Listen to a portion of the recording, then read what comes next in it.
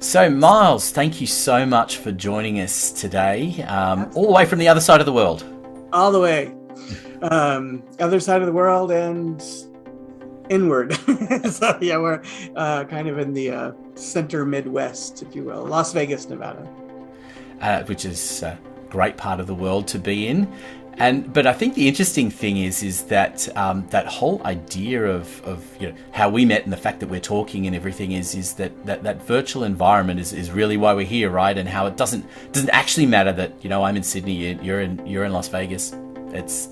We're all equal these days, aren't we? Yeah, business without borders is the new normal, which is, yeah, like you said, it's very, very cool on one hand, and on another hand, it's like a whole new learning curve for many people. So.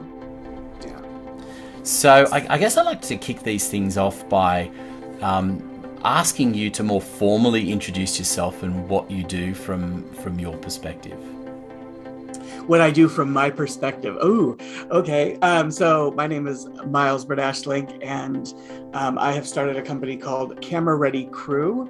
And what I like to tell people is that I basically take your mission statement and your message and I turn it into your visuals for your video marketing. So basically I'm an art director, but a lot of people who have never had to, hire a crew to, put on a commercial or anything wouldn't necessarily know that term. So basically the art director is in charge of all of the visuals that are going to take place in the ad. So, what the background's going to look like, what the host is going to look like, and they gauge that on who the audience is and who they're trying to attract.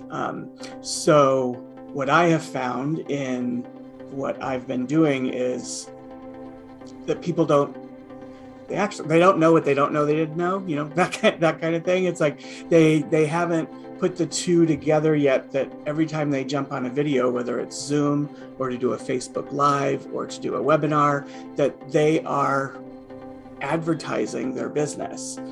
I think they know that in the back of their mind, but it's not like they think that they can just, turn on their camera and, people are going to appreciate their authenticity. But what we have found is that you only have 2.6 seconds to grab somebody's attention on video. So it's pretty much 100% based on visuals. So, because that's not really enough time to even get your name and what you do out, let alone your message. So I don't know if that answered your question. So I like to tell people that I am the queer eye for your business guy. Love it. And I think that and I want to get more into it in a minute, but I think that the fascinating thing for me is not only is it that you're absolutely right in that 2 seconds, and it makes all of the difference, and people forget about that, but I think and we've come a long way in the past couple of years when people suddenly had to get used to the idea of turning on a camera. I think the idea that we're kind of in our own movie set all the time. And you have to be aware of it, and it's fascinating seeing that. I know from my point of view, having used Zoom for many years, when COVID came and Zoom became a norm, what was really interesting was you went from meetings where you saw people. Traditionally, you went to their offices, they were maybe in suit and tie or certainly well dressed, and you went to a boardroom and it was all very structured. And suddenly you were in their kitchen, they were in shorts and a t-shirt, the kids and the dogs were running around everywhere, and it was just completely the opposite. And somehow we've been, finding this balance between all of those things. Yeah, people don't realize that their office or their storefront, like, they set up that visual message. They don't know that that's what it is, but they're setting up that visual message. Like, what's the experience they want their clients or potential clients to have when they walk in? Like, what is the mood they want to instill in the people that are coming in to see them? So all of that also has to be done on video, because whereas in a store, like, somebody can walk in and not like the aesthetic, there's this, well, I can't be rude and just turn around and walk out, right? But on video, it's like, nope, moving on. It's like there's no like social awkwardness because you don't necessarily even know they're there. So they can just bail out without you, even knowing. And so it's really about, that same kind of thing, even more so, like, what's the experience you want people to have after they've worked with you? That's really what people want to see in your visual message. They want to know what perceived life they're going to have after they work with you. And I know that's very confusing, but it's all based on advertising science. No, absolutely. And look, and before we get into more of that, there's a question that I like to ask people, because I find it endlessly fascinating. Is that, it was said to me once by a mentor of mine many years ago that your career is nothing more than a collection of selected pivotal moments. And I'm fascinated by where, your first job and how you think you got to where you are now. So what was the first job you had? And oh my goodness. So, well, the first job I probably had was babysitting, because, hold on, sorry. Coffee went down the wrong pipe. The first job I had was probably babysitting, because I was constantly, babysitting the neighbor kids and stuff from when at an age I probably should not have been babysitting. Let's just put it that way. But I think my first, punch in, punch out clock was working in a restaurant washing dishes. So, and I was in the restaurant business for many years, moved to the front of the house and, became a server and then a lead server and all of that stuff. Did do a little bit of restaurant management, did not like it, went right back to serving. But I really got that. I believe what that kind of instilled in me was the customer service aspect, like just doing those little things that make somebody's experience that much better, like anticipating what they're gonna need to make their dinner out or their meal out a memorable experience that, and an enjoyable experience. So move on from there, I went into, of course, hospitality with hotels and whatnot. And I've always been playing with makeup, since I was a little kid. I don't know if they were big over in Australia, but you remember the Barbie heads, the big bust Barbie heads? Yeah, I had one of those. And, hair, makeup, doing all that stuff. And of course, it being the babysitter of choice, any little girl that would sit down long enough for me to put makeup on her, that's why I was requested quite often as a babysitter, because it was immediately into their mother's makeup and let's have fun. And so where that took me was into doing makeup and hair for commercial and print work. And that kind of led me to where I'm at now. So with the makeup and hair work, of course, when everybody gets into that industry, they think it's all about them, right? This is all about what my talents bring to the table. And I quickly learned that it wasn't all about makeup and hair.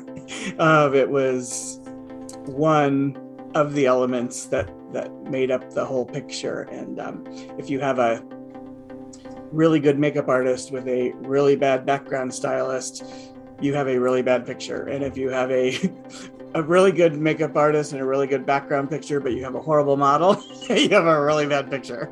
And so it really takes everybody working together to create that impactful image that everybody's looking for, whether that's a commercial or a print ad. So that's kind of what led me to what I do now. I had a coach approach me and said, I just went to a women's mastermind, and the number one complaint that these women had was that they didn't know how to get camera ready. And I was like, well, I can show them that. And with the very first client, I realized that, again, her makeup was great and spot on and would last all day, but her background didn't work. Her wardrobe didn't work with the background. Like, she wasn't looking at the full picture. And I was like, oh, this is this is advertising. That's when it kind of clicked for me. I was like, oh, this is advertising. Like, it's not just about you being camera ready, it's about the whole picture being camera ready. And so that's kind of what led me to what I'm doing now. I think it's fascinating because as you tell the story, I can, from the little you to today, what you've been doing is creating an experience for people, right? And that's what I loved about makeup. Like, you would literally women would sit down in your chair, because I did a lot of stuff like in department stores too. Like, I worked for some makeup companies doing makeup, and people would sit in your chair and they were like a little slumped, and by the time you were done they were like sitting taller, and you could just tell that it just built a level of confidence, and that's really kind of the beauty of all of it, right? It's like, that's what I find even with working with men. It's not that they're so much wearing a lot of makeup, although I do encourage men to have a little bit on just to keep the shine down and keep the skin tone even, but some go for it, some don't. So but even with them, it's like I feel like a level of confidence when they see the whole picture. They're like, wow, I do look like the authority in what I'm talking about. Like, once they see they show up more confident when they're going online. So, and that's really the key to all of it. It's like, it just builds confidence. And I think it's a really interesting idea, isn't it? Because I think that it's people became very aware of their backgrounds and their settings. And look, unashamedly, I'm using a virtual background at the moment. I was hoping you weren't going to ask. We've established before. I need to make some changes in the real environment to do that. Ask me what I think about green screen. Yeah, no, it's hard, right? Because I think in all honesty, I mean, it's hard to get it right, because I think that my team thought a little bit about this to try and get this so that this worked okay, because I know early on in Zoom, when you had the virtual backgrounds that you could use, that there are some that just don't work particularly well, and the standard ones are people see straight through them. So I think it is about if you're going to use a virtual one, to be a little bit at least it should be. So before I had my studio here, I did have to, do green screen, because I didn't have an office, I didn't have a studio, and it was basically just it was a really cool picture I found of like a photo set, I guess, just like the lights and background, like there was no people in it or anything, but it looked like I was in a photography studio, which made sense for what I was. So yeah, as long as it's making sense. But some people, they're in a yacht or an airplane, and it's like on a beach. Okay, so is that your airplane? Oh no, it's a green screen. I go, okay, you just completely leveled your authority, because now you're not even being authentic and who you are as a person. It worked in the first couple of weeks that the technology was released. And I remember specifically being on a call that someone else was leading, and one of the people had jumped on this, and they had a cruise liner in the back, and it looked like they were standing ready to get on to the cruise liner, and my the host kept going, "Where are you going? It's like, come on, it's fake, So but I think people see through that so well now.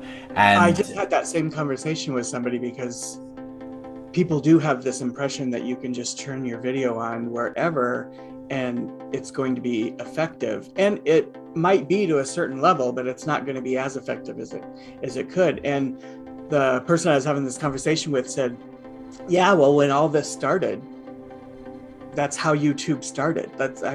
Literally people were just turning on their video wherever they were, and now they're influencers, but now that the world is doing it, now your competitors are on doing video too. So it's just like, and we're competing with the big brands, because now they're all doing video as well too. So this platform is no longer just for amateurs, right? It's like everybody's on it, and everybody needs to kind of stand out from their competitors and stand out in the market, because you do only have that very short attention span to get somebody's attention. So yeah, it's just like the stakes are higher and people just keep thinking they can turn on, you know, like you said, dishes in the background, the dirty lot. What my least favorite is the bed. Like, oh my God, there is only one profession you could possibly have where a bed in your background makes sense. And it is not the one you're trying to promote right now. It's like, so, oh, that's my biggest pet peeve. It's like, get out of your bedroom. Nobody wants to see your bedroom, whether it's nice or not. But it is setting that scene is really important. And you know that I do a lot of interviews with business owners, and they've, you know, it's a series, and so they can reutilize that. And it is about thinking about the background. It's not, but you don't have to go out and, you know, redecorate. No. It's about it's about utilizing what you've got that says something sufficiently about, you know, the kind of brand that, you know, I'm really good with working with people's budget. I mean, ideally, yes, we want to, you know, have the unlimited budget and really get you a set that's going to speak just to your brand. But if you don't have that, yeah, I literally have my clients, like, with their video on, walk me through their house, and I'm like, ooh, that vase would look great on the I'm like, do you need that vase in the living room, or can it be on your set? They're like, no, I'm not married to it. So I literally walk through and pick and choose stuff that will work for their background, because again, it's also not about making it too busy.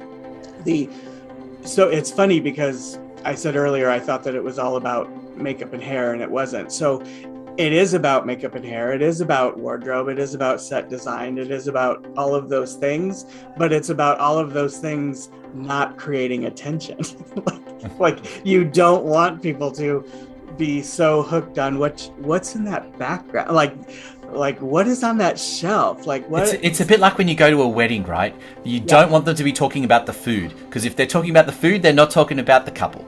So you know, they want the food to be good, so that they don't talk bad and they don't talk good about it. And it's exactly it's kind of the same thing, isn't it's it? like, if they don't notice your scarf, then it worked. Because they're not going, oh, why is she wearing that scarf with that sweater? And so yeah, because it is about all of those things, but it's about all of those things working together so that they're not creating unnecessary attention. Which brings a really interesting thing in terms of clothing. And I got a couple of stories I just wanted to relate to you as well, because people, you know, need to, and I think it's, sadly, it's still more of a female thing than it is a male thing that you can get away with. And there's I'll tell a story of years ago I was working for a corporate organisation, and they were a publicly listed entity, so they did an annual report every year. And, you know, one year we got all of the board members, took the photographs as you do for them, and had it in the annual report. Came up to the next year, and the discussion was, do we need to take a whole series of new photos? And there was one woman on the board, and sort of the board chair and a couple of others said, look, you know, I guess most of the men probably don't care if they're wearing the same thing, but, you know, we should offer that if she wants to have a new one. So we organised another session. Everyone had all of their photos done.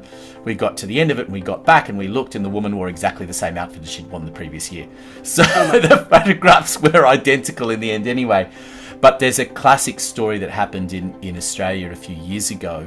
We have a Today show, as like you do. And the male host wore this deliberately, didn't tell anyone, and nobody noticed. For a year, he wore the same outfit, and nobody noticed. Every day. And the female host, if she wore the same outfit 2 days in a row, got piles of criticism. And it's a really fascinating idea of what people are paying attention to, right? It's you know, if you can, for men, it's probably easier to blend in, but for women, I guess they have to pay attention to it and understand that there is a difference. Yes, to a certain Sadly. extent. But people still notice the way you're dressing. Like, if the way I explain it to clients is if you're a real estate agent and you're selling billion-dollar homes, you're going to show up much differently than if you're selling commercial real estate. You know, maybe commercial real estate or even single family homes, a polo shirt might be appropriate. But if you're selling billion-dollar homes and showing up in a polo shirt, you're probably not going to get a great response. Now, you may still sell the house, but you know, you may not. Like, people still notice, and I don't want to say effort, but they notice quality. So, I mean, look at CEOs and upper management of corporations. They don't let even their male staff come to work in anything other than, you know, suit, tie, you know, and because they know that it's all based on image. Like, their clients are groomed to see a certain image when they walk in. And if this guy's wearing a polo shirt, even though it may be a $500 polo shirt, and this guy's wearing an Armani suit, you guys aren't on the same page. It's like, and you're both representing this company. So I think that, yes, to a certain extent, women don't get away with as much, but I think men are recognized as well. It's just not always vocally. Like you said, like people didn't rip him apart, but she wore the same outfit twice and people were ripping her apart. So, and I don't even know if I would say that, I don't know how they would be able to tell if people didn't notice. They certainly didn't say anything, but did they notice? Like, because we kind of have come to, as a society, we've kind of, especially women, we've kind of come to expect that our men aren't going to be as, you know, our men are lazy and they're just going to wear the same thing all the time. So how many people did notice that guy was wearing the same thing and were just like, oh, men. And then, but when she did it, it was like, bah, bah, bah, bah, bah. Immediately they're on social media ripping her apart. So who knows? It's interesting too, because I mean, I know I'm conscious of it in that, you know, I'm in these kinds of relaxed interviews that I'm doing, I'm wearing the polo shirt and I've got the branding on there and it's quite deliberate. But I know when I'm doing my Better Biz recordings and I'm doing my interview and we've got a proper green screen and studio setup, but you know, I'm wearing a shirt and trying to look, look a certain way because I'm interviewing business leaders for them to utilize for their own benefit. So the last thing they want to, you know, they're going to benefit from looking a particular way. I find it, you know, it's endlessly fascinating watching even TV. I find what's really interesting is when you watch a sporting event and you see all the players are obviously out there wearing, you know, shorts, t-shirt, whatever is the appropriate outfit for the sport they're playing. And yet then I find it interesting that all of the commentators particularly, you know, and we know that everyone sitting at home is also wearing shorts and a t-shirt, right? They're sitting back on the lounge and they're just enjoying it. And for some reason, all of the commentators are dressed suddenly in these suit and ties, and they're ex-players. And you think this is the only time they've ever worn a shirt, you know, suit and tie, and why are they doing this? I find all of those things are quite, you know, I get the image that they're trying to project, and I think the point is that you do need to think about all of these elements and be a little bit deliberate about it. And you don't necessarily, I love the fact that you take people on that you ask people to take them on a virtual tour around the house, that, you know, to our earlier point, that, you know, you could give me advice and the fact that we're on the other side of the world is irrelevant. Oh, yeah. Yeah. That's what I've really loved about this whole explosion of Zoom, is that it has forced everybody to kind of get out there in a different way. And I think people are starting to see that it's not just about the people who are in their own backyard. Like, it's like, wow, I can really have a client in Australia. Like, who would have thought? Like, I knew that video would work, but like, I think that the one benefit of the virus going around was that people were forced to take their business online. Because everyone knew they should, but they were like, I'll do that later. I don't want to learn anything new right now. But when they were forced to learn something new, they're like, oh my God, I have a client in the UK. Like, who would have thought? Like, I should have done this years ago. Like, absolutely, it's made it all possible. But I think so. I wanted to ask you as well that a couple of questions in terms of tips and trends. I know, the reason I'm asking it in that way is that, you know, are you noticing some trends, and are there some tips for people to stay ahead of it, and just some basic tips that people should be looking at in terms of managing, you know, background and being prepared for? And I guess, you know, to preface it, there's a formal interview kind of, you know, that like the series that I might do, but there's also the engagement on a Zoom, whether it's for, you know, whether it's with other internal staff, or whether it's you know, with external clients or suppliers for that matter. So how do you see that? Say that as a quick answer, I don't like trends. I don't look for them. But with that said, I think that I don't see a lot of the trend that I see is that people just, like I said, turn on their video where, you know, in their kitchen with their bed in the background, they don't care. That's really the only trend that I have seen, or the plain white wall, or it could have like a pipe running along the ceiling, and you're like, are you in like witness protection? Like, where are you filming this at?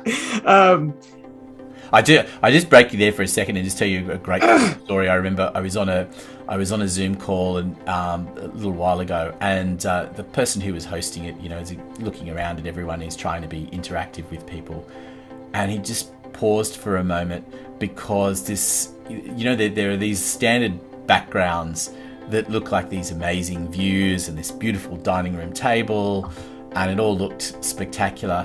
And it suddenly caught his eye because somebody moved in the background, and he had to stop it. And he goes, I thought for sure that was a virtual background. She was kind of a little bit embarrassed to go, no, that's actually my home. So it's nice if you've got something to flaunt. But I think the interesting thing is too that you know, you've got a very well thought out and structured background that matches your business. And it's because of what I do, but people. But it is easy to create something, isn't it? It's not, you know, it's not impossible to do. You just need this much space, literally. That's all the space you need. It can be a corner, it can be just a flat wall, but you can do a lot on a flat wall in a limited amount of space. I like to work with more space because I'm kind of a fan of having different background options. So like the reason mine is set up the way it is when I'm doing, you know, makeup and hair tutorials or whatever, the camera is kind of more angled towards, you know, that side. And when I'm doing more background and or wardrobe kind of stuff, it's angled more towards, you know, the other side. And then when I'm doing like Zoom stuff like this or any kind of networking, I usually have the full picture in the background. So I've got 3 different setups in one studio, if you will. Not everybody needs that. Sometimes a really nice living room works. I actually have a coach that I worked with that she has a beautiful home, like beautiful home. And she does stuff in her living room, sometimes in her, you know, in her office, but everywhere is very and it's that way. I've been to her house just when on a normal occasion, it looks like that anyway. It's like, so her visuals work because she's a strategy coach. So her thing is working with high-end clients. So she herself looks high-end. So that it very much fits with her brand. So it's not that, you know, just turning on your video in your living room doesn't work. But if you're a financial advisor, probably your anything in your home other than your home office is not going to look like you're a financial advisor. Or if you're in front of your bed, or if you're in front of the kitchen. But I think we got off the question you asked the trends. So I am a huge fan of simple, classic, timeless. I want your videos to last long term. I don't ever want somebody to pop on your video and go, oh my God, was this filmed in the 80s? Like there should never be a, so that for sticking with trends, I'm not a big trend person. But even with my female clients, it's like, if they like to wear a lot of makeup, sure, go ahead. But I just try to get them to look simple, natural, classic. Makeup is, you don't need a lot of, you're not going out on the town, save the smoky eye for when you're going out, with your girlfriends or your husband. You don't need to do that to promote your business. Now, if that's how you dress every day and that's just how you're comfortable, fine. But you don't have to go to all of that. You just need to look simple, classic, polished. So that's kind of what I gear people towards, sticking, steering away from things in your background that might be dated, or unless you're into, it depends. Sometimes too personal as well, right? Photographs and things can be a distraction. So it's again, by person. Like, I just worked with this guy who is a financial advisor, and we did have a lot of pictures of his family in the background, because his client is very traditional, right? So they want to see he's a family guy. He's a, there was all kinds of, sports awards on one shelf. He's, because that's, kind of the people he's working with, or, other men who, are sports enthusiasts. And so it really depends on the person and the brand that they're trying to put together. Yes, there's always going to be a time for X, Y, and Z, but then there's also going to be times where it's like, that just doesn't fit your brand. It doesn't need to be in. I know you like it, but it doesn't need to be in your.